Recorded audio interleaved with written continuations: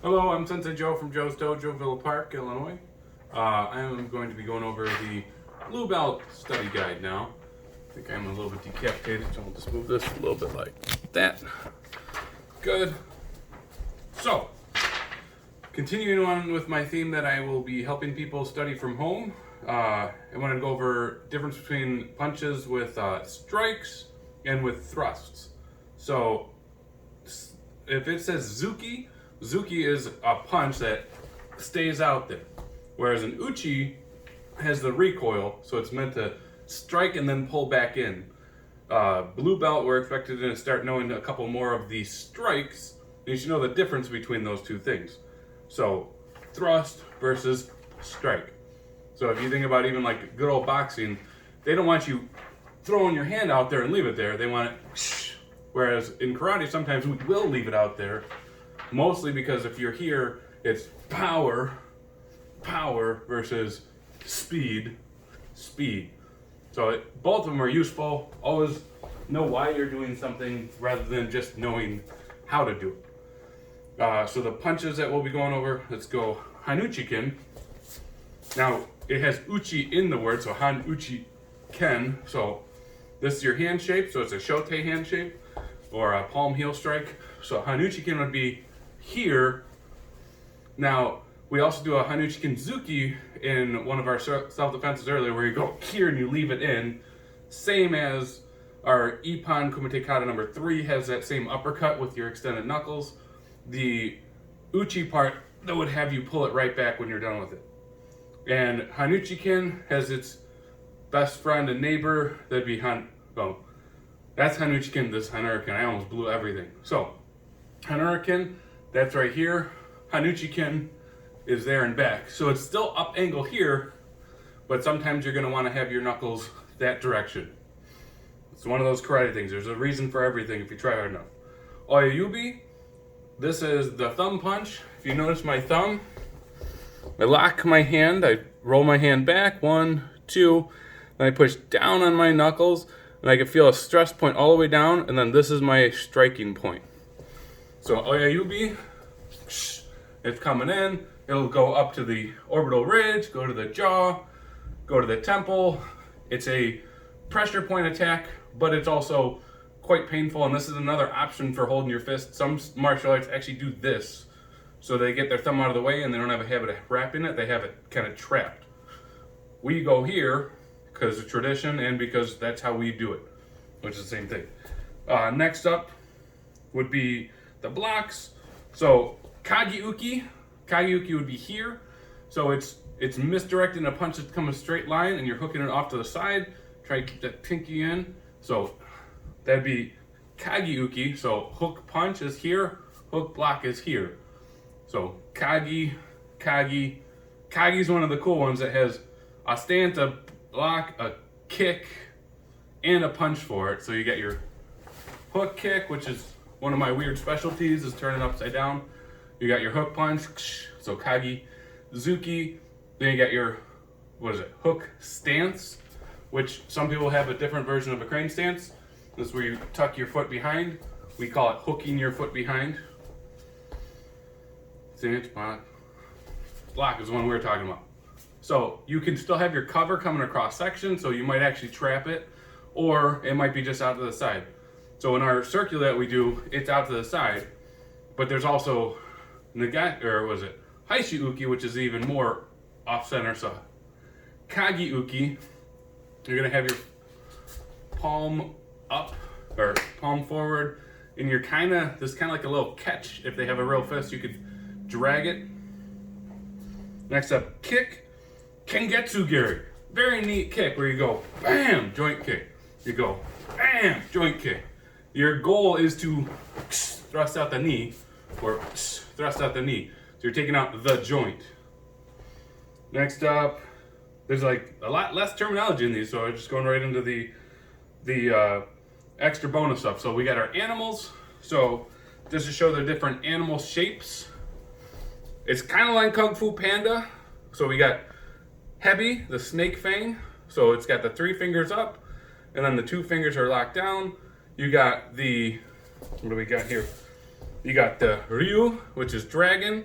If you ever play Street Fighter, Ryu, that's your dragon knuckle. You're taking regular fist. Kind of like the Oyubi, you just switch it a little bit so that's almost like the noogie knuckle if you have an uncle. They know how to do that. So it's a accurate strike there.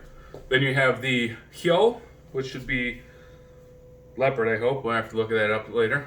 Yeah, because Tora is the other one. So Hyo, this is a flat. We already went over Hanuriken, Hanuchikin, Shote. Those all use the leopard paw. Then you have the tiger, which is just extending your claws out. And then you still want to have it be a very high bone strength. So you're going here so you could slash with it, you could claw with it, you could still poke with it even if you have a lot of stress points. There's people that are known to do push-ups like that to make their hands all ridiculously strong. I don't, so you don't have to, but you can. And then Suru, which is the crane, which this one also has Suruzuki, Suru, kind of the Uki, that's not really Suruuki, but you have the traditional way is you put all 5 fingers, pointing them together, so you could kind of add the stress points of all your fingers together. It almost looks like a star punch, if you were punching sand with it or something. Those are 5 animals. I probably am going to have to do its own video for the 5 animals because there's a lot of fun flavor with the traditional versus the nowadays, but a lot of it has to do with the strengths and the weaknesses of each animal and how they apply to you personally. Going into some extra terminology. So Ritsure, there's 2 different types of bow. So Ritsure is the standing bow, and then Zare is where you're here and you're doing the big, drawn out, super traditional bow. I assume that's able to be seen. Yeah, it is. Good. Our tradition is to, when you stand up, you do a knife hand over your leg. That's to imitate a sword draw maneuver, and also for balance, and to be prepared as you're getting up. That's the Shuri and Goju. That's another thing that could be, there's books upon this stuff, so I'm only going to do the snippets. But Shuri Islands are one of the islands in Japan, and then the Naha Islands are its neighbor. Shuri-ru comes from the Shuri Islands. And Goju-ru comes from you'd say Goju, you'd be wrong, Naha Islands. That was a surprise to me. I learned that a couple years ago, so I'm not an expert at it. It's just the idea is that the Shuri style and the Goju style got together to make what we do today. So there's certain aspects of each style and art that you could tell that, oh, you're obviously, you're more on the Goju side than on the Shuri side.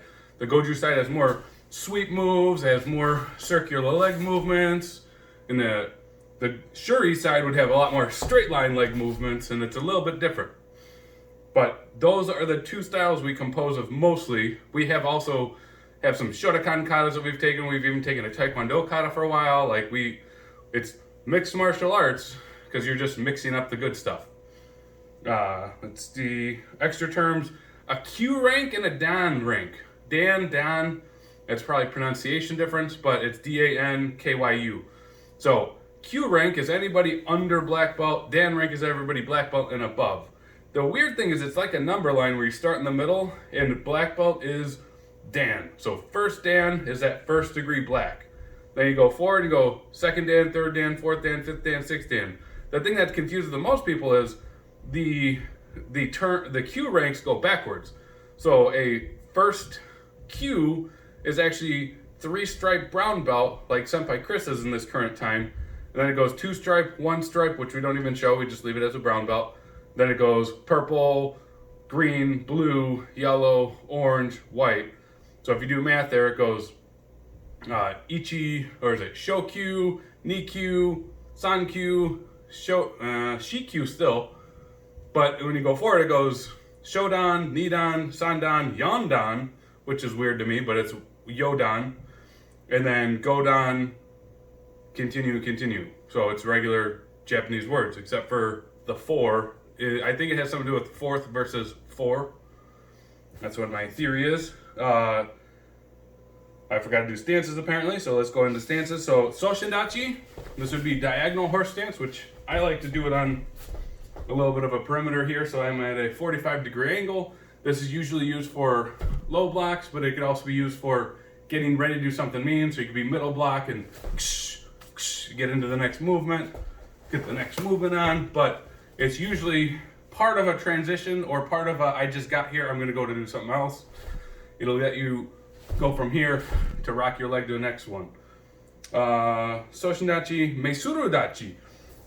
This one is probably a lot of people's second to third least favorite. So, Meisuru, Suru being crane stance, Meisuru is front, I don't think it's front crane stance, but that's what it sounds like. So, you put your foot in front of the other one, and it's a cross step stance.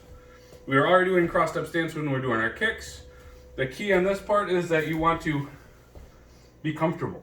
So I used to do it like this for years and years and years, and I didn't know I was wrong. Probably because I was comfortable, so that was slightly okay. But your goal is to be able to bend your knees independently. In most katas, you'll have it very close and tight. In real life, you might actually have it very long and drawn out, so you could do a very powerful side kick or something else. Which actually I learned from one of my masters just the last week ago, where I didn't let it go far enough. I was stopping it early, and he's like, wait a minute, check that out when you're going long distances. I'm like, oh, great. Something more to move on. Okay, back to that part where I split up the stuff into different organizations. So most of the time in my dojo, Kinderfu, if they start getting up into the blue belt curriculum, I start pushing them towards action kids.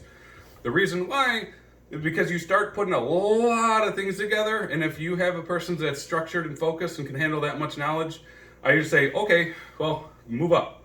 But then there's that transition period where they're picking back up the circulars and the epons, and they're trying to squish it all together, so it's usually a couple month transition so that they could really feel like a full-on action kid instead of a Kinderfu. And that is very useful to do, but Kinderfu, they wouldn't be doing the circulars, and they would be doing the epons, and then they would be, let's see, they would be doing all three of the Taikyoku katas in a row. Usually we try to do it as endurance at the same time as focus, and then teach them how to do it better. Okay, if they're advanced, they start working on Gakisei already. The kata I'll be doing today is Gakisei, but I'll be doing the circulars 5 and 6, because there's my math, 2, 4, 6. We need 5 and 6 now. And then the same thing, I do 2 per belt, so you're going further. You have a white, orange, yellow. To get your blue, you need to have another 2. So 2, 4, 6. There's my math. Common core right there. Good. So starting off, epons, you also add to it, go 4 directions. It's not hard, it's just time consuming, so I'm not going to do it. I'm just going to tell you that if you were to do it, you do it like here. Then you go ahead and do your kick, your chop, punch, punch, low block. And then you turn around. Then you go lefty, kick, chop, punch, punch, low block. Then you go here, lefty again for some reason, kick, shudo, punch, punch, low block. Then you turn back, now I'm back to righty. Kick, shudo, punch, punch, block. There is value to that. That's why I'm showing it to you. I would like to go into the next stuff, so I will. So, number 5 and 6. Number 5 epon is simple. It is the same as the other formats. You go step back, high block, kick, shote, seiken, seiken, geiranuki. I'll do it facing this way now. Step back, block, kick, shote, seiken, seiken, geiranuki, hachidachi. Number 6 is the first one that kind of gets awesome because you change up your pace. So you're going here, or you change up what you're doing. So you step back, high block, grab on, then we step forward, draw them in, shoot them in the neck, seiken, seiken, geiranuki. So face this way, joranuki, grab on, draw them in, shudo, seiken, seiken, geiranuki, hachidachi. So that's 5 and 6. Now, an important note is that when you're doing it by yourself, it's easy to actually relax too much. So, when you're doing those, imagine that there's a real person there. Also, imagine that you are working on the move for all of its forms. So, even though I went here and I grabbed, I don't grab and leave it here. I try to draw it in, because if it was a real person, I want to bring in that motion where I draw them in, that extends their arm out, they get a shudo to the side of the head, bam! And you get to, wham, draw in a lot of power when you're doing your motions. Now, circle system of self-defense gave us 18 really good self-defenses. Here's number 5 and 6. Got it. Number 5. This one's one of the hardest ones because you jolt this way as you block that way. So they're coming forward with the right punch, probably to the face. You're going to do the hook block that we worked on earlier, so the Kageyuki. You're going to go Kageyuki, Megiri, Shote, Oyayubi, break. So you can see me grabbing their arm, I'm extending it out, and I'm breaking at the same time. So the other direction, so you're going to step this way and block this way. So block and kick, then you grab, smash the ear, Oyubi the jaw, break the arm. Now, if you notice, when you do it that slow motion, your balance might flip and flop. So you go here, push, good. Number 6, similar to number 4, except for this one, you're gonna go the head, the throat, the groin. So this is where your tiger claw come in, and also where you're doing your shotes, and you're trying to cup them when you're doing an attack. You should be able to flick your whole body into it. So you're gonna step out to the side, Mwashiyuki, then you go Shote, Hanuriken, Shote. So the other way, Mwashiyuki. Again, you always want to have your blocking hand on the outside. So, you got Shote, Hanuriken, Kamaruchi. I said a different thing on purpose because in my head they don't matter, just smash. The goal is to smash, not just tear. You want to injure, injure, injure. Good. Now the kata, Gakisei, reverse way. This is a Gojuru kata. So it's got hard and soft, and it goes both directions. This is also, I think my story that I've heard over the time was that this was taught to Japanese people to fight against American people back in World War II, I believe they called it. That's kind of me trying to be funny, but it's not working. So they actually are fighting people that were higher than them. They call it to their Jodan because it was up. Now, they come and attack. That's why the first moves are high blocks, because they're actually physically bigger and punching down angle to their head. So, without further ado, we're going to do Gakisei. So, Gakisei kata. Yes! Now, like the Taikyokus, it starts with the head spots. That's why I put it in the order that I did. Return, high block, face,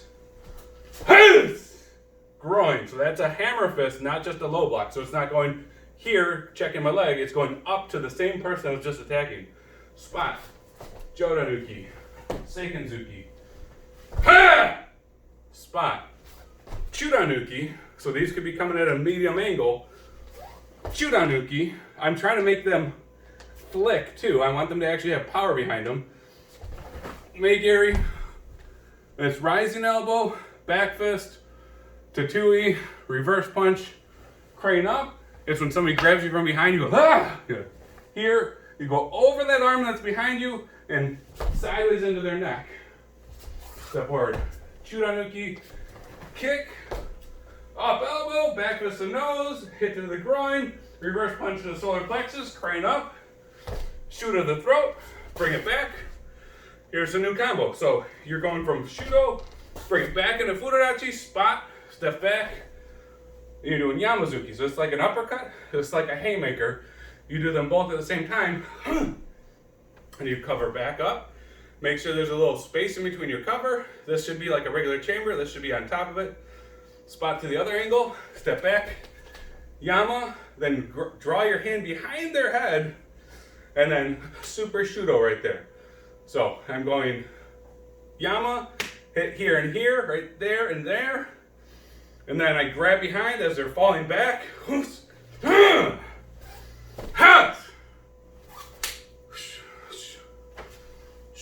I'm intentionally not doing as for interpiece because that's not a Gojuru thing, that's a Shuri thing as far as I know.